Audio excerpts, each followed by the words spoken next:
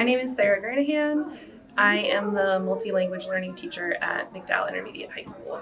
So today we had the high school ESL students, which stands for English as a Second Language, come in. They've been working on a project where they've written and illustrated a children's book entirely in English, which is a new language for them. They moved here from countries all over the world like Ukraine, Vietnam, Mexico, Saudi Arabia, Yemen, and they're here in America, living in Mill Creek, learning English at McDowell with all of their peers. So we thought it would be fun for them to write a children's book in English and then to come over to the pre-K, which is conveniently in the building with us, and have like a little reading buddy moment where they got to read their book in English to some of the pre-K students. So it was really fun.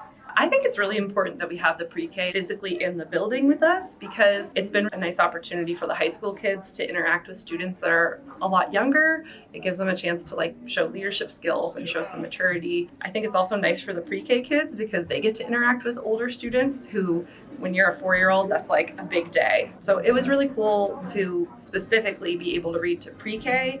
Because my students are learning English, it's really nerve-wracking to read aloud in your language that is not your first language. Like a language you've learned, especially like these kids, like much later in life when they're 14, 15, 16, 17. Some of them are 18 and they're learning English for the first time right now.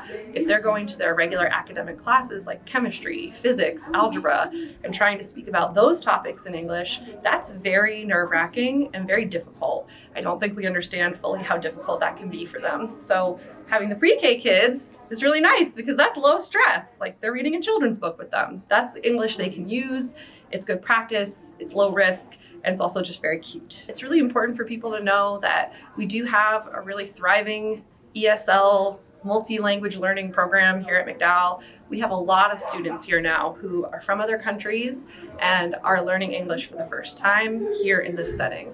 And I think that's important for people to know because it's something that brings value to our school community, having different perspectives, different cultures, different traditions. It lets everybody learn more about the world around them that they might not get to interact with otherwise. And I think it's also important that we keep that in mind, like when we're interacting with somebody for the first time, just knowing we might not know where they come from and we might not know their story, but we're all here together. We're in McDowell. We're all trying to do the same thing, which is get a really good education. So I'm really proud of the kids. I think they did a really good job, and I'm just proud of them in general because they are all working really hard to learn English, which is like the third hardest language in the world to learn.